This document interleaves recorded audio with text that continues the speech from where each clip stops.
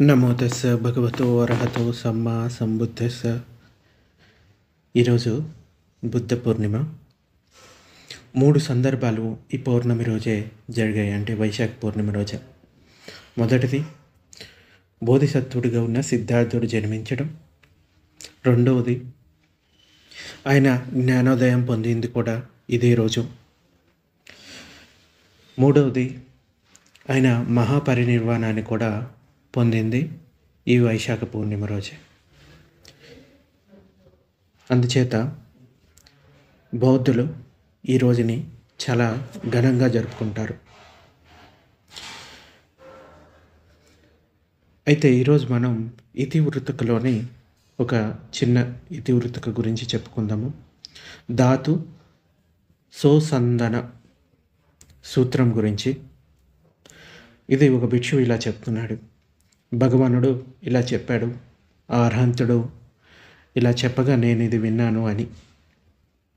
భగవానుడు ఏం చెప్పారంటే, భిక్షువులారా, ధాతువుల వల్లనే ప్రాణులతో కలుస్తారు, సన్నిహితులవుతారు. హీన ప్రవృత్తి గల ప్రాణులతో కలుస్తారు, సన్నిహితమవుతారు. అలాగే కళ్యాణ ప్రవృత్తి కల ప్రాణులతో కలుస్తారు, సన్నిహితమవుతారు.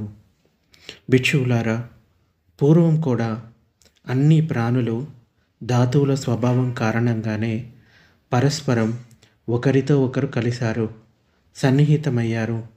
హీన స్వభావం కల ప్రాణులతో కలిశారు, సన్నిహితమయ్యారు.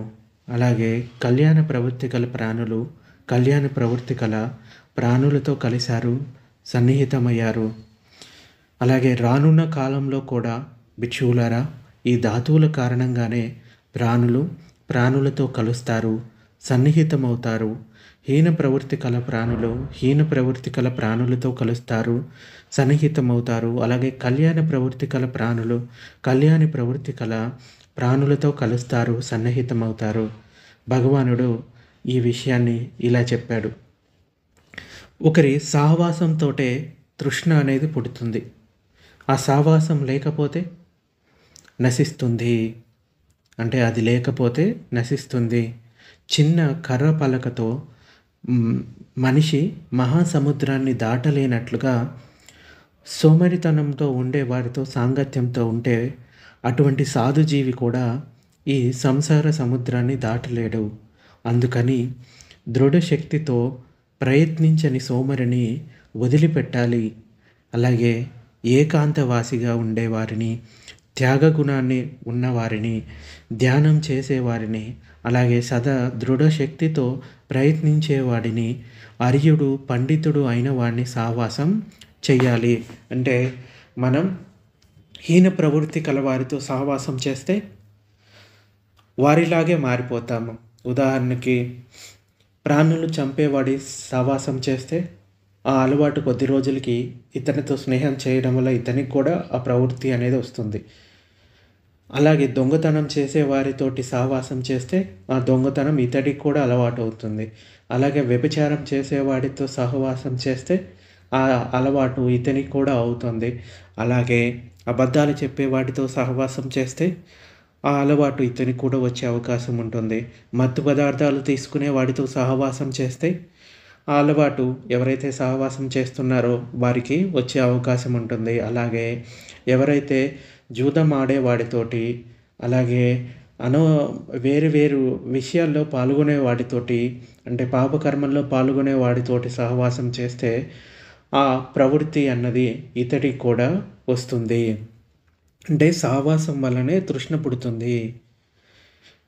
అలాగే కళ్యాణ ప్రవృత్తి ఉన్న వారితోటి, అంటే ప్రాణహింస చేయరు, శీలాన్ని పాటిస్తారు, దాన గుణాన్ని పెంపొందించుకుంటారు. అటువంటి వారితోటి, సాధు జీవులతోటి సహవాసం చేసినట్లయితే కనుక అతడు కూడా ఎప్పుడు శాంతంగా కళ్యాణహితమైన విషయాలే చేస్తూ ఉంటాడు. అందుచేత సహవాసం అన్నది చాలా ముఖ్యము. మూర్ఖులకి దూరంగా ఉండాలి, పండితులకి దగ్గరగా ఉండాలి. పండితులు అంటే ఇక్కడ ఏదో శాస్త్రాలు తెలిసిన పండితుడు అని కాదు.